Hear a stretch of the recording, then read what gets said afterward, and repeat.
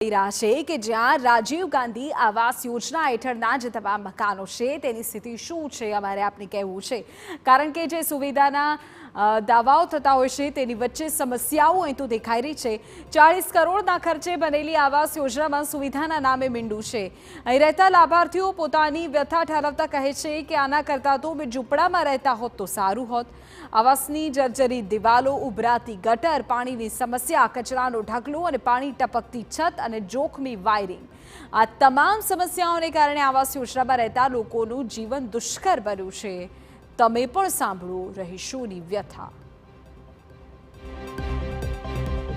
અહીંયા સંડાસનો કુવા ઉભરાય છે, પાણી ગટરનું જતું નથી, પાણી આવતું નથી, બહુ અતિશય અમે કંટાળી રહ્યા હો। 2 વર્ષથી બધા ફ્લેટોમાં હું એકલી પહેલા આવી ત્યાં બાજુ એને મેં ઉડધામ ચાલુ કરી હતી, લાઇટ માટે પછી નગરપાલિકામાં જવા આવવાનું મારું ચાલુ જ છે 2 વર્ષથી, પણ આ બાજુ કોઈ સુવિધા હાલવા રાજી નથી। આ બાજુ સાહેબ આવી, હા થઈ જશે, હા બેન થઈ જશે, હા ઓલી બાજુ ફરી હા થઈ જશે, પણ કંઈ થતું નહીં 2 વર્ષથી। આખા ફ્લેટોમાં ભાડવત રહે, કોઈ પોતાના મકાનમાં નહીં રહેતું, સૌથી મોટી તકલીફ। રાતે રોજ ઝઘડા હોય, રોજ કંકાસ હોય, જાનવર આવે, કોઈ સુવિધા નથી અહીં। આ જો ગટર બધી બાજુ ઉભરાય છે।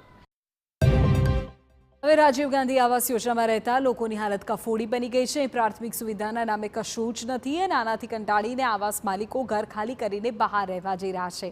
તો બીજી તરફ આવાસ યોજનામાં તંત્રની મિલીભગતના કારણે શરતનો ભંગ કરીને આવાસો ભાડે અપાયા હોવાના પણ આક્ષેપ થઈ રહ્યા છે।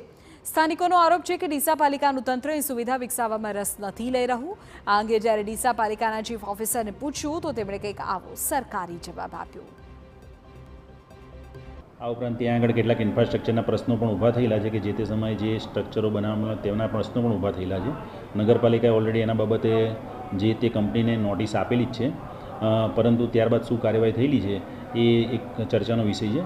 એ બાબતે બાંધકામ શાખા અને સરકારમાં જે તે કન્સર્ન ડિપાર્ટમેન્ટ એની જોડે ચર્ચા કરી અને આ સમસ્યાનો ઝડપથી ઉકેલ આવે એ પ્રમાણે કાર્યવાહી કરવામાં આવશે।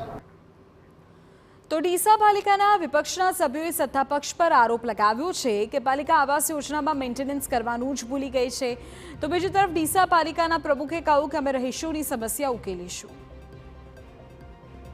ના, એવી કોઈ કમ્પ્લેનો અમાર સુધી આવી તો અમે કરાવી જ નાખ્યું છે કામ, અને હજી કોઈ પણ એવી કમ્પ્લેનો આવશે તો અમે જાતે જઈને તપાસ કરીને અને એમની જે સમસ્યા છે એ દૂર કરવાનો અમે પ્રયત્ન કરીશું। એવો પ્રશ્ન અમારા ભાઈ આવ્યો જ છે અને એ પ્રશ્નનો અમે જેટલું બને એટલું જલ્દી નિરાકરણ અમે ત્યાં જાત તપાસ કરી અને જેટલું બને એટલું જલ્દી